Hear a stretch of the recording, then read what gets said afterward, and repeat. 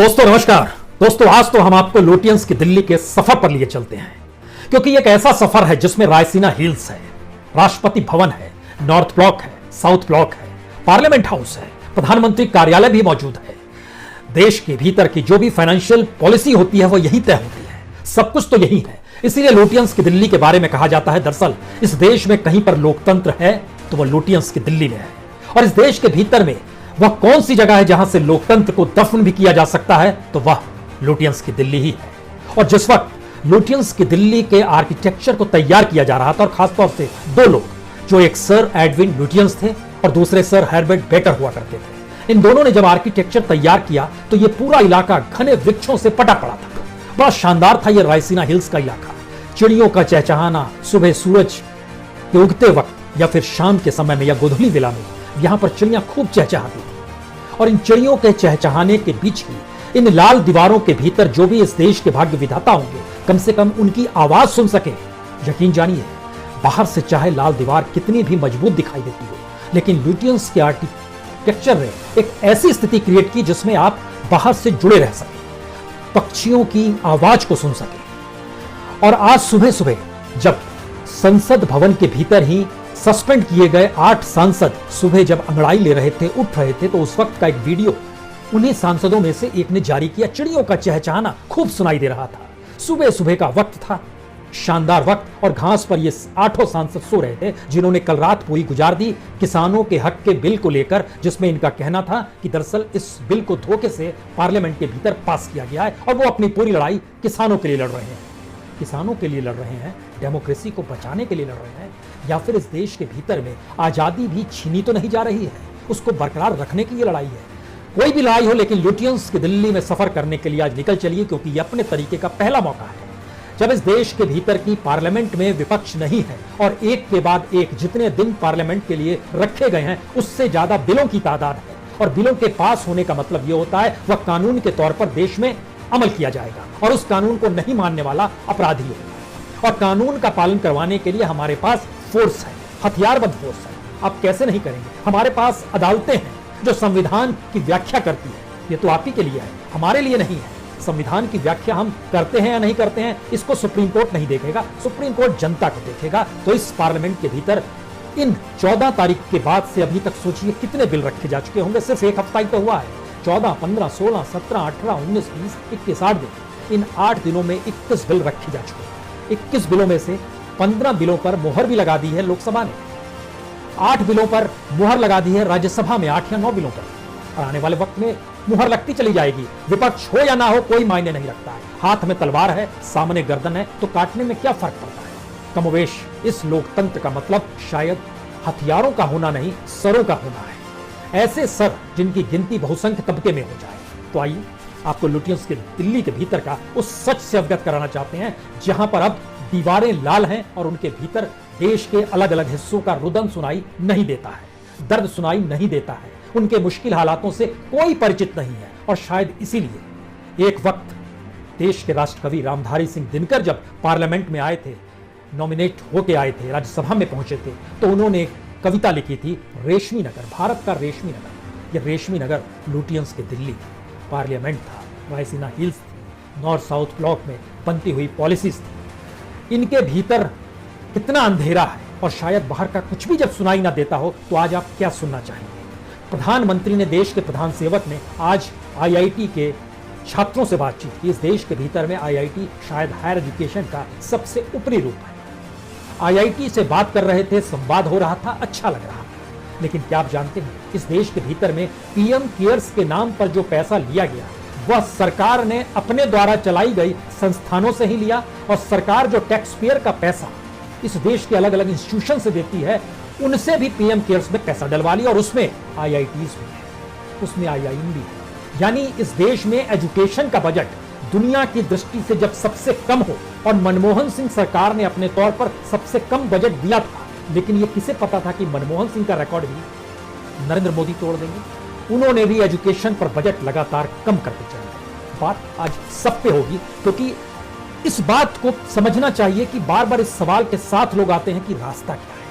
हमको लगता है शुरुआत इस रास्ते से ही करनी चाहिए, क्योंकि मौजूदा वक्त में इस देश की जो स्थिति है उसमें वाकई रास्ता क्या है। क्या इस देश में कोई बोल पाने की स्थिति में है कि 2016 के बाद से इस देश में जो भी निर्णय लिए गए वो सब इस देश के निर्णयों के खिलाफ के निर्णय थे, यानी देश के हक में कोई निर्णय नहीं था? कोई बोल पाएगा? क्या इस बात का जिक्र होगा कि 2014 से पहले जो इकोनॉमी भ्रष्ट नजर आ रही थी, ब्लैक मनी से प्रभावित थी, हवाला से प्रभावित थी, पैरेलल इकोनॉमी थी, अनऑर्गेनाइज सेक्टर की इकोनॉमी थी, ये सारी इकोनॉमी मौजूदा वक्त में दोबारा चाहिए इस देश को? कोई कह पाएगा क्या? हम इन बात का जिक्र आज किसान बिल से ही शुरुआत करते हैं, क्योंकि बिलों की फेहरिस्त आपने देख ली। इन बिलों का जिक्र करने का कोई मतलब नहीं है। आज तो बैंकिंग अमेंडमेंट बिल भी जारी हो गया, वह भी पास कर दिया गया। इससे पहले बैंकरप्सी बिल पास कर दिया गया, उससे पहले लेबर्स को लेकर बिल पास कर दिए गए, किसानों को लेकर बिल पास कर दिए गए, अपरंपार बिल पास कर दिए गए। लेकिन आइए जरा समझने की कोशिश कीजिए, क्यों कोई सरकार अगर पढ़ी लिखी ना हो, क्यों कोई सरकार अगर सिर्फ एक व्यक्ति के हिसाब से चलती हो, क्यों कोई सरकार सारे इंस्टीट्यूशन को खत्म करने के बाद इतने बड़े बड़े निर्णय ले रही हो जिससे पूरा देश प्रभावित हो रहा हो और लाल दीवारों के भीतर उस देश की आवाज ना पहुंच पा रही हो, तो क्या होगा? हमें लगता है कि इस देश में अर्थशास्त्रियों का जो समूह है, जो प्रधानमंत्री को समझाता है, उसने गलत नहीं समझाया कि आप जो किसानों से जुड़ा हुआ, खेती से जुड़ा हुआ बिल ला रहे हैं, वो बिल लेकर आइए। सामान्य स्थिति इस देश की होती तो इस बिल को लेकर शायद एक दूसरी परिभाषा गढ़ी जाती। ये दूसरी परिभाषा ऐसे वक्त गढ़ने की मुश्किल आ गई कि जहां पर लोगों को 2 जून की रोटी मुहैया नहीं पा रही। ऑर्गेनाइज सेक्टर खत्म हो गया है, अनऑर्गेनाइज सेक्टर पहले ही तबाह कर दिया गया। हमारे पास इकोनॉमिक ढांचा नहीं बचा है। किस आधार पर आने वाले वक्त में इकोनॉमी चलेगी हम नहीं जानते। सामान्य स्थिति होती तो इन बिलों के आने पर क्या होता? इन बिलों के आने पर यह होता कि एग्रीकल्चर पर कॉर्पोरेट का कब्जा होता। कॉर्पोरेट आते तो किसान मजदूर में तब्दील होता। जमीन बटी हुई है, जो इस देश के लगभग 80% किसान 1 हेक्टेयर की जमीन जिनके पास नहीं है, वो सारी कंसोलिडेट करनी होती जमीन, कॉर्पोरेट उसको कंसोलिडेट करता और उसके बाद वो फायदे के लिए वहां पर खेती की शुरुआत करता। वहां से फायदे का मतलब ये होता है कि उसी को उपजाएंगे जिसके जरिए उसको मुनाफा होगा, उसके जरिए वह वहां पर भंडारण की व्यवस्था करता, भंडारण के जरिए अपना मुनाफा कमाता, अपने मुनाफे के जरिए जो पैसा है वो इंडस्ट्री में लगाता। इंडस्ट्री जो रुकी हुई है, इंडस्ट्री चलने लगती, या इंडस्ट्री जो चल रही थी वो और तेजी से प्रोग्रेस करती। दुनिया में ये रशिया में हो चुका है, जिसका जिक्र हमने कई बार किया है कि रशिया में ये प्रयोग किया जा चुका है। लेकिन मौजूदा वक्त की स्थिति यह है कि असल में ना शहर में रोजगार है और ना गांव में किसानों को हक मिल पा रहा है। तब आपने ये बिल को सामने लेकर आए हैं, तो समझाने वाले अर्थशास्त्री शायद ये ना समझ पाए कि अगर ये बिल 2015 में आ गया होता तो स्थिति दूसरी होती, क्योंकि 2015 के बाद के लिए गए सारे निर्णयों ने इस देश के भीतर में इकोनॉमिक रिफॉर्म को खत्म कर दिया। और जब खत्म कर दिया तब आप रिफॉर्म की सोच रहे हैं, उस रिफॉर्म की जिसके लिए एक बेसिक इकोनॉमी होनी चाहिए, जो आपके पास नहीं है। इस पूरी प्रक्रिया से गुजरेंगे तो आपके सामने कुछ सवाल आएंगे। मनमोहन सिंह के समय इकोनॉमी क्यों चल रही थी? उस दौर में मंदी को चीजें कौन संभाली थी? पैरेलल इकोनॉमी थी, अनऑर्गेनाइज सेक्टर की इकोनॉमी थी, ब्लैक मनी भी थी, सारी चीजें चल रही थी। लेकिन मोदी सरकार ने सबसे बड़ी गड़बड़ी क्या की? उन्होंने माना ब्लैक मनी नहीं होनी चाहिए, काट दो इसको, खत्म कर दिया। उन्होंने माना अनऑर्गेनाइज सेक्टर को हम ऑर्गेनाइज करेंगे, उसको टैक्सेशन के दायरे में लाएंगे, उसकी सारी चीजों को मोनेटाइज करेंगे, उस पिलर को काट दिया। सोचा था इंडस्ट्रीज को रेगुलाइज करेंगे, वहां पर चीजें और अनुकूल करेंगे, उस पिलर को काट दिया। धीरे धीरे सारे पिलर कटते चले गए और इकोनॉमी का ढांचा तिरछा होकर खड़ा हो गया। अब ये समझ नहीं पा रहे थे कि अब क्या करें, तो इनके अर्थशास्त्रियों ने इनको सुझाव दिया, एक पिलर तो बचा हुआ है एग्रीकल्चर का, इसको भी खत्म कीजिए। उसको भी खत्म कर दिया गया। यानी किसी भी चीज को खत्म जब किया जाता है तो एक पिलर खुद बनाना पड़ता है, और जिस पिलर को हटाते हैं उसके बदले दूसरा पिलर लाएंगे, नहीं तो मकान ढह के गिर जाएगा। हुआ इस देश की अर्थव्यवस्था के साथ यही है, एक के बाद एक पिलर काटते चले गए और मकान ढहते चला गया। जो चौथा पिलर था अर्थव्यवस्था में एग्रीकल्चर का, उसको भी काट दिया कि धड़ाम से पूरी इकोनॉमी नीचे आकर खड़ी हो गई। अब यहां से यह सवाल करना बेहद नागवार गुजरेगा कि दरअसल क्या वाकई किसानों को कोई लाभ मिलेगा? क्या वाकई कॉर्पोरेट किसी तरीके से परिस्थिति अनुकूल कर देगा? जी नहीं, ऐसा कुछ भी नहीं होने वाला है। क्योंकि जब आप इन चीजों को परखना शुरू करेंगे तो उसके लिए जो बेसिक चीज होती है वह भी अगर इस देश में मजदूर, किसान, middle class, lower middle class, व्यापारी, छोटे व्यापारी, रिटेल सेक्टर से जुड़ा हुआ तबका, किसी के पास अगर कुछ नहीं है तो आप चीजें संभालेंगे कैसे? और यहीं से यह बात शुरू होती है कि धोखा फरेब शुरू होता है। पहला धोखा सरकार ने आते ही कर दिया। उनको लगा किसानों के बीच अब क्या किया जाए, तो एमएसपी दे देते हैं, एमएसपी मिनिमम सपोर्ट प्राइस। लेकिन यह नहीं कहा कि मिनिमम सपोर्ट प्राइस जो ऐलान करने वाले हैं उससे कम में किसी ने खरीदा तो उसको जेल में डाल देंगे। जी नहीं, ऐसा कहने की हिम्मत सरकार में नहीं है, क्योंकि वह खुद अपने तौर पर, यहां तक कि एफसीआई गोडाउन भी एमएसपी से कम कीमत में किसानों से अनाज उठवा लेता है, जिससे कि सरकार जो सब्सिडी देती है उसके हिस्से में कम सब्सिडी देने की स्थिति आए और राशन दुकानों में ट्रांसफर कर दिया जाए। यह एक स्थिति इस देश के भीतर में गवर्नमेंट की एजेंसीज के जरिए है। एमएसपी जो दिया गया आप देखिए, हमको लगता है हम लोग सिर्फ यहां पर गेहूं का लेते हैं, वीट का एमएसपी जो है वह बढ़ाया गया 50 रुपए, 1925 से 1975 किया गया, यानी 2.6%। इतिहास टटोल कर देखिएगा, अगर भारत में एमएसपी का, वह भी गेहूं का 2.6% सबसे लोएस्ट है। इसका मतलब क्या है?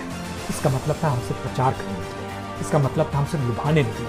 और अगर बरस दर बरस देखते चले जाइएगा, जैसे हमको लगता है 2012-13 जब मनमोहन सरकार थी, तब उन्होंने उस बरस 9.8% एमएसपी बढ़ाई थी, 1170 से बढ़ाकर 1285 कर दी थी। उसके बाद उन्होंने 5.1% बढ़ाई थी 13-14 में, इलेक्शन ईयर आ रहा था, दूसरी तरफ यह तय हो चला था मनमोहन सिंह हारेंगे, तो उन्होंने 5.1% ये सोचकर बढ़ाई थी कि ज्यादा अनाज के लिए पैसा नहीं निकालना पड़े, अभी तो इलेक्शन की स्थिति है और चुनाव शायद हार जाएंगे। लेकिन उस समय जय जवान जय किसान, ना जाने किसानों को लेकर क्या क्या वादे किए जा रहे थे। उस वक्त जो सरकार आने वाली थी और जो प्रधानमंत्री बनने वाले थे, किसानों से क्या क्या वादे नहीं किए थे। यह वादा पहला किया गया था कि 12 महीने के भीतर जो अनाज पे जो लागत मूल्य होता है वह भी दे देंगे, उसमें 50% जोड़ देंगे, उतना भी दे देंगे। लेकिन सत्ता में आते ही बदल गए और उन 12 महीनों के भीतर ही जाके अदालत में हलफनामा दिया कि यह संभव नहीं है, इतना पैसा दे पाना संभव नहीं। जो वादा था वो पलट गए। एनीवे, सवाल था कि जो किसानों से वादा हो रहा था उसका जब 2014 से आप एवरेज देखना शुरू कीजिएगा तो कभी भी एवरेज 6% से ऊपर नहीं गया। 6.6% 2017-18 में गया, पर जैसी सरकार में आते हैं 3.7%, 14-15, 15-16 में 3.6%, 16-17 में 5.2%, 17-18 में सबसे ज्यादा 6.6%, और 19-20 में फिर वो घटना शुरू होता है 6.61%, 20-21 में ये और घटता है 4.6%, और इस बरस और घट के 2.6% हो गया। धोखा फरे भाई। दूसरी स्थिति आई है, हम कौन सी लड़ाई लड़ रहे हैं? इन लाल दीवारों के भीतर में विदेश मंत्रालय भी यहीं पर है, जो साउथ ब्लॉक का हिस्सा है, उसके भीतर है। यही वो लाल दीवार है जिसको दिखाई सुनाई नहीं देता है। चाइना को लेकर हमने कितनी हड़दंग मचा दी इस देश के भीतर में, और खुद अपने तौर पर क्या क्या नहीं बंद कर दिया, क्या क्या ऐलान किया। लेकिन आपको यह जानना चाहिए, कल ही पार्लियामेंट में इस देश के कैबिनेट मिनिस्टर पीयूष गोयल ने कहा, उनसे सवाल पूछा मनोज कोटक ने कि क्या आप चाइना को जो मोस्ट फेवरेट नेशन का दर्जा दिए हुए उसको खत्म कर रहे हैं ना? इन्होंने बोला जी नहीं, हमारी ऐसी कोई मंशा नहीं है, नहीं मंशा है। चाइना मोस्ट फेवरेट नेशन व्यापार के तौर पर बना रहेगा, और भारत की आत्मनिर्भरता का आलम क्या है? उसके पैरेलल में जो आपने नारा दिया, लेकिन बावजूद इसके आत्मनिर्भर हो नहीं पाए। बाहर से आपने कहा माल नहीं मंगाएंगे, दूसरे ने देखा कि ये हमारे साथ तो आमने सामने आकर खड़े हैं, तो मांग कॉस्टली कर दो आप, इनको मांग की जरूरत है लेकिन हम अपने तौर पर चीजें और कॉस्टली करेंगे। और किसी ने नहीं किया, चाइना ने ही किया।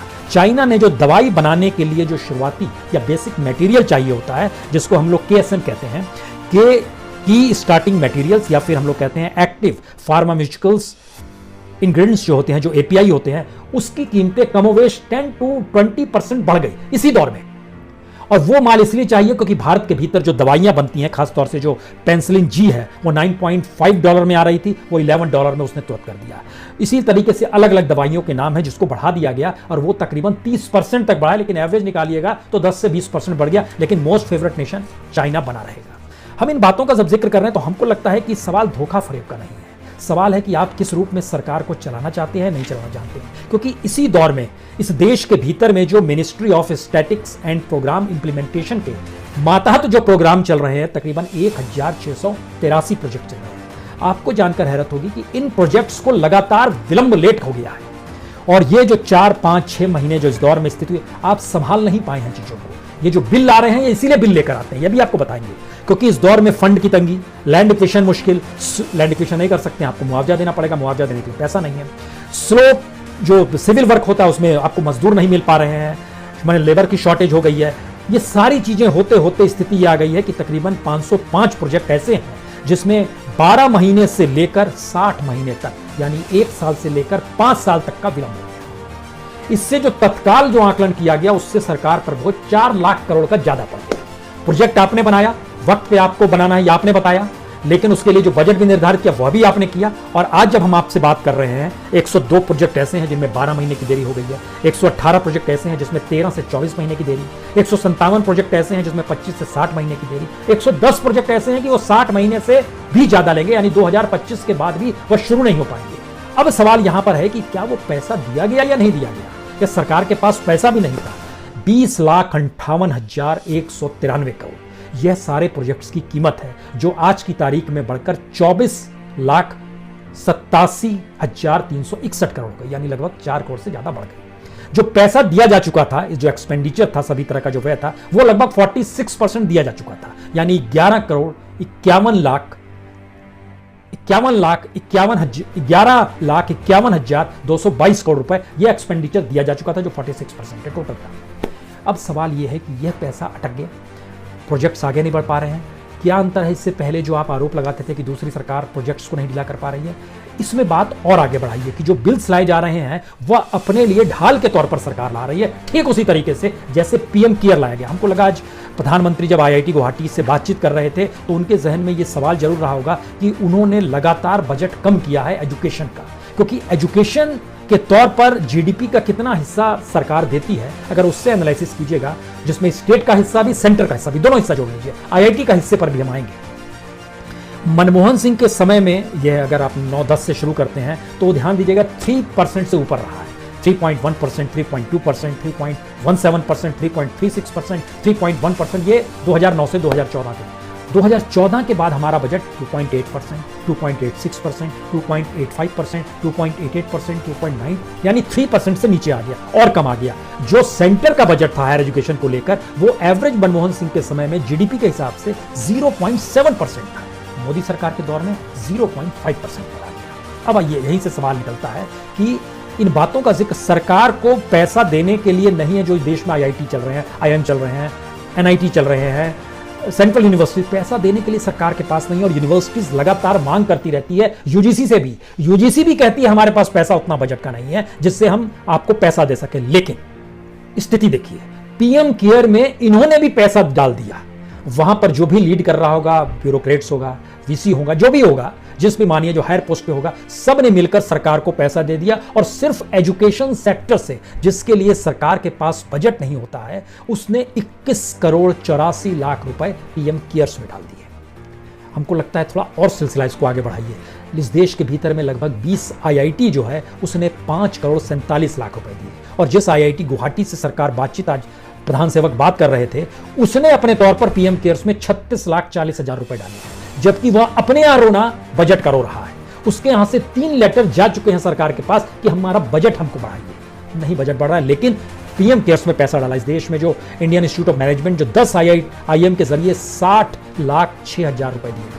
सेंट्रल यूनिवर्सिटी जो लगातार रोना रोती है, दिल्ली यूनिवर्सिटी भी उसमें से एक है जो लगातार रोना रो रही है कि पैसा तो दीजिए, और इतना ही नहीं, पैसा इस रूप में दीजिए कि हम कम से कम डिजिटली तो हो जाएं। और तो और बच्चों की परीक्षा के लिए जो बेसिक इंफ्रास्ट्रक्चर चाहिए उसके लिए पैसा मांगा जा रहा है, लेकिन पैसा नहीं है। लेकिन इन सेंट्रल यूनिवर्सिटीज ने भी 3,39,00,000 रुपए पीएम केयर में डाले। दबाव था, सरकार का निर्णय था, या फिर चापलूसी थी, या कोई बोलने की स्थिति में नहीं था? क्या था ये एनालिसिस कीजिए आप, क्योंकि इस देश के भीतर का सच ये है कि 9 आईआईटी 1 करोड़ रुपए उन्होंने भी दे दिए। यूजीसी जो रोना रोती है पैसे का 7,41,000 रुपए उसने भी पीएम केयर में डाला है। हर किसी ने डाला है अपने तौर पर। और इन बातों का जिक्र हमको लगता है इसलिए ज्यादा महत्वपूर्ण इसलिए हो जाता है क्योंकि सरकार अगर अपने तौर पर पैसा नहीं दे पाती है और दूसरी तरफ वो इंस्टीट्यूशन सरकार को पैसा, तो क्या सरकार का डर है? क्या प्रधान सेवक का डर है?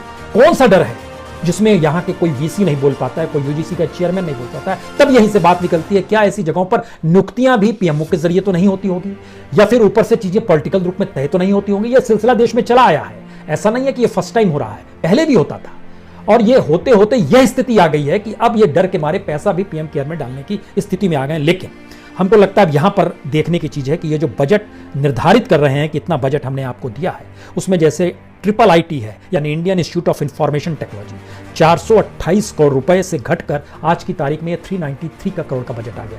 428 करोड़ 18-19 में था, उसके बाद घट गया 19-20 में और कम हो गया, 374 करोड़ हो गया, उसके बाद 393 करोड़ पिछले साल हो गया 20-21 में। यह स्थिति घट गई। और हमको लगता है जो डिजिटल की स्थिति है, डिजिटल इंडिया की जो ई लर्निंग है, उसके लिए बजट 2018-19 में बजट था 455 करोड़ रुपए और 20-21 में बजट है 444 करोड़ रुपए। पैसा नहीं है, ये सोच नहीं है, विजन नहीं है, और हम लोग डिजिटली भी होना चाहते हैं, बजट भी कम कर दे रहे हैं। यह कमोवेश हर उस इंस्टीट्यूशन के साथ हुआ है जिसके जरिए हम लोग सोच सकते हैं कि आने वाले वक्त में वहां पर रिसर्च होगा। रिसर्च के जरिए इस देश का डेवलपमेंट कैसे होना चाहिए उस दिशा में लोग सोचेंगे। एग्रीकल्चर की दिशा में भी दुनिया भर में जो भी काम हुआ है वो इंस्टीट्यूट से निकले और इंस्टीट्यूशन से निकले हुए ही छात्र थे, जिनके रिसर्च ने उस देश की इकोनॉमी को आगे बढ़ाया, एग्रीकल्चर इकोनॉमी को बूस्टअप किया है। लेकिन सारी चीजें तहस नहस हो गई और संयोग ऐसा है कि जो बिल्स की फेरिस्त रखी गई है उसमें एजुकेशन से जुड़े हुए भी ऐसे ऐसे बिल हैं जो अब आने वाले वक्त में सरकार पर निर्भर छात्रों को होने नहीं देंगे। सब कुछ प्राइवेट सेक्टर में कैसे चला जाएगा, इस दिशा में ध्यान बाखूबी दे रहा है। यानी बैंकिंग सेक्टर प्राइवेट सेक्टर में कैसे जाएगा, इस दिशा में अब अमेंडमेंट की बात होगी। आने वाले वक्त में जो कंपनियां दिवालिया हो जाती है, जो बैंकों से लोन ले लेती है, उनको दिवालिया घोषित ना करें और फिर उनको जरिए कर्ज जो लिया गया उनको बचाए भी रखें और बैंक के ऊपर जो जनता का पैसा जमा होता है वो बांटते भी रहें, इसके लिए भी आ गया। लेबर्स को निकालने के लिए एम्प्लॉयर्स को पावर भी दे दिया गया, हम दखल कुछ नहीं देंगे। भंडारण की सोच भी ले आई गई कि कॉर्पोरेट्स कल से खेती में कूदें तो जितना मन चाहे भंडारण कर दे। एसेंशियल गुड्स की जो बंदिशें थी, गेहूं, चावल, आलू, प्याज सब खत्म कर दो, वो जितना भी भंडारण कर सकता है करे। एक ऐसी परिस्थिति में लाकर सारी चीजों को खड़ा कर दिया गया। और इसके बाद जो आखिरी स्थिति आती है, जो दोबारा लौटी है इस बिल पर, क्योंकि इस बिलों के भीतर में जो बिल रखे गए हैं, 21 बिल जो अभी तक पार्लियामेंट में इंट्रोड्यूस कर दिए गए हैं और 15 लोकसभा में पास हो गए हैं, 3 अभी राज्यसभा में विपक्ष के बगैर पास हो जाएंगे। इनकी स्थिति को अगर देखिएगा तो किसानों से जुड़े हुए बैंकों से जुड़े हुए बिल, दिवालिया होने वाली इंडस्ट्री से जुड़े हुए, एजुकेशन, ये 4 सेक्टर खास तौर से माने हुए हैं। इन 4 सेक्टर के जरिए सरकार इन चारों जगहों पर कुछ नहीं कर पाई। बैंकिंग सर्विस अंदर से कंगाल हो गई है, खोखली हो गई है। जो कंपनीज थी उनके ऊपर इतना कर्ज है कि वो लौटा पाने की स्थिति में नहीं है। लौटाएं तो कैसे लौटाएं, क्योंकि उनका माल बाजार में कोई खरीदार नहीं है, किसी के पास पैसा नहीं, इकोनॉमिक चले तो कैसे चले। तो ये ऐसी सरकार है जो लाल दीवारों के भीतर लोकतंत्र को अपने तरीके से न सिर्फ जीती है, बल्कि इस तरीके से जीती है जिससे इस बात का एहसास बाहर हो ही नहीं कि इसके कान नहीं है, आंख नहीं है। और पार्लियामेंट के भीतर में जो बिलों की पूरी फेरिस्त रखी गई, पीएमओ के जरिए जो पॉलिसीज बनाई गई, नीति आयोग ने अपने तौर पर जो नया डिजाइन किया है कि हम इस पॉलिसी को ऐसे लाएंगे, रिजर्व बैंक के गवर्नर और उनके बोर्ड ने जो चीजें तय की है, यूनिवर्सिटी, सेंट्रल यूनिवर्सिटी बिना बजट के जिस रूप में चलाने की प्रक्रिया में आ रही है, और इन सब के साथ साथ इस देश के भीतर में जो डेमोक्रेसी को जीने का नया तरीका इसलिए लाया जा रहा है जिससे आपके भीतर ये सवाल लगातार ना उठे कि क्या वाकई इस देश में डेमोक्रेसी है या नहीं। इन लाल दीवारों के भीतर कुछ भी दिखाई नहीं देता है, चकाचौंध है, मदमस्ती है। दिखा दिया जाए, बहुत बहुत शुक्रिया, दिखा दिया जाए, बहुत बहुत शुक्रिया, बहुत बहुत शुक्रिया।